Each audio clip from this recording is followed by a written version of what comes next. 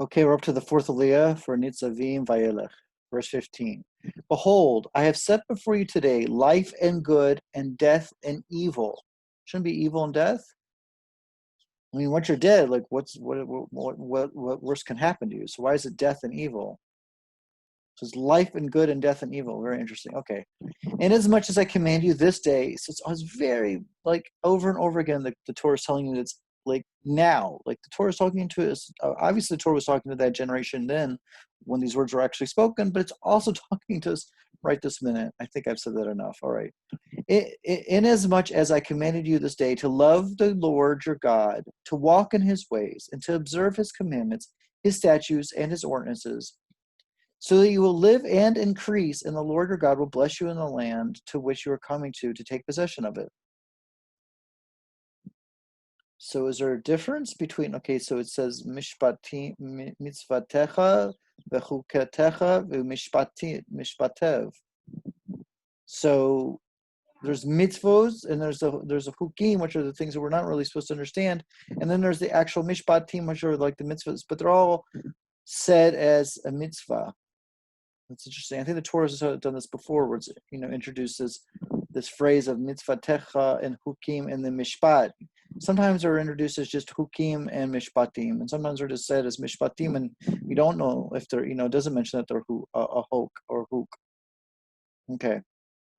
And so the point of all this, of course, is we're supposed to be happy. We're supposed to be super happy. We're supposed to be happy when we're doing this. And we're also supposed to be in Eretz Yisrael. And we're supposed to maintain our life in Eretz Yisrael. And the way to maintain our life in Eretz Yisrael is to do the mitzvahs. Okay, verse 17. But if your heart deviates and you do not listen, free will, right? If you don't listen, and you will be drawn astray and you'll prostrate yourself to the other deities and serve them. Why does it have to be such an extreme? Okay, so you're gonna go to other deities, whatever. 18, I declare to you this day that you will surely perish, and that you'll not live long days on the land to which you are crossing the Jordan to come and take possession thereof. So you're not going to get Eretz Yisrael. Like Eretz Yisrael is not something we get just because we got back after 2,000 years and we're finally here and we're never going to get kicked off again. Like a lot of religious people think this, but the verses say opposite. It's like if we don't, like even if we just stop, like as a nation, just stop doing mitzvah, we can lose Eretz Yisrael again.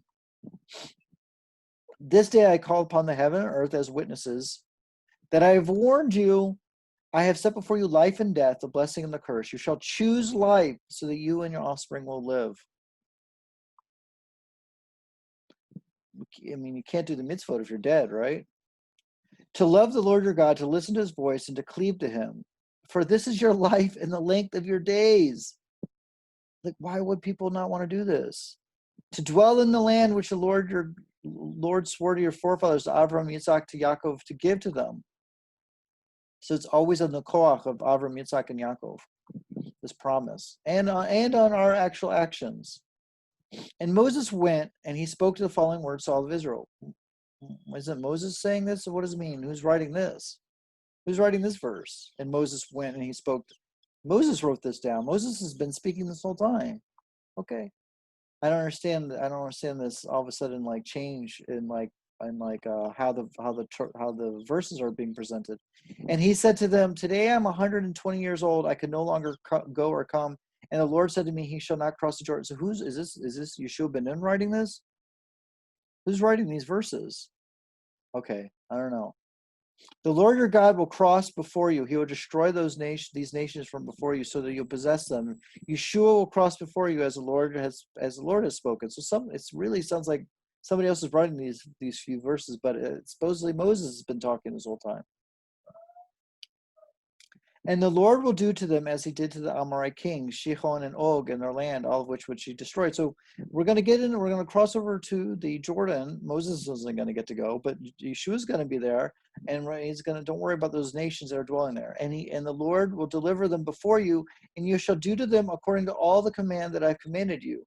So anything that God's going to tell you to do, you should do it to those people that were living in Canaan, the 7 nations, or sometimes it's listed as 10 nations, but like the 7 Canaanite nations.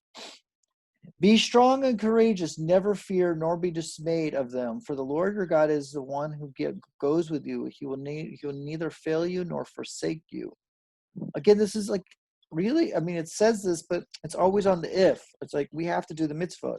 To get this like koach that this sentence is saying, this verse is saying, in order to have this like, strength that God's telling us, be strong and be courageous and don't be afraid, we have to be doing the mitzvahs. If we're not doing the mitzvahs, I don't think this verse really applies, because the way that these all these verses and the sefer are set up is it's always on this. If we do something, then we get these other things, and if we don't do what we're supposed to do, then bad things will happen. Okay, so that's the end of the fourth aliyah.